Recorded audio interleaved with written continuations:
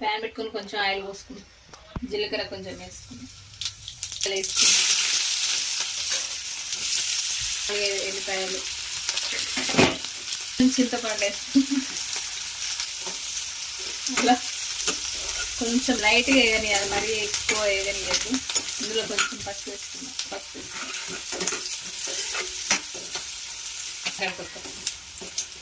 ఈ మాత్రం వేయితే చాలా తీసేసుకున్నాం.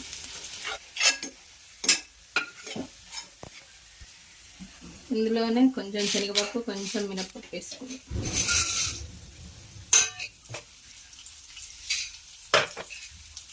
కొన్ని ధనియాలు వేసుకున్నాం. వేయించుకున్నాం. ఇవి ఫ్రై అయినాయి, ఇవి కూడా తీసి పక్కకు పెట్టుకున్నాం.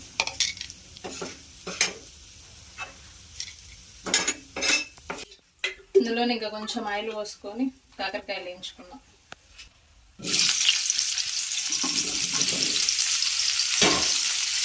మంట లో ఫ్లేమ్లో పెట్టి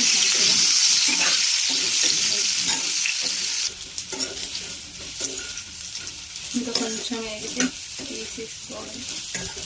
ఇవి కూడా తీసి పక్కన పెట్టుకున్నాం.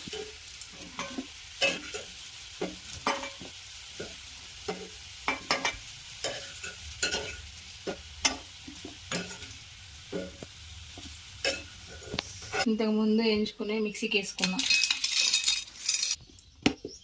ఇందులో టేస్ట్కి తగ్గట్టు కారం, తగ్గట్టు సాల్ట్ మిక్సీకి వేసుకున్నాం. కొంచెం వాటర్ పోసుకున్నాం. వేయించుకున్న కాకరకాయలకు పట్టుకున్న మిశ్రమాన్ని పెట్టుకున్నాం. ఇట్లా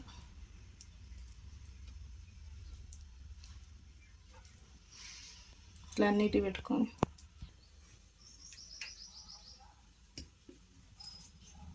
అన్నిట్లో ఇట్లా మసాలా నింపుకున్నాం. దాంట్లో ఆ ప్యాన్లోనే కొంచెం ఆయిల్ వేసుకున్నాం. ఈ కాకరకాయ ముక్కలు ఇందులో వేసుకున్నాం.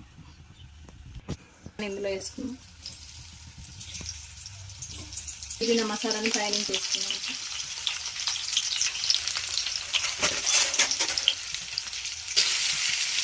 ఈ మసాలా పచ్చివాసన వచ్చేంత వరకు మంచిగా ఫ్రై చేసుకోవాలి.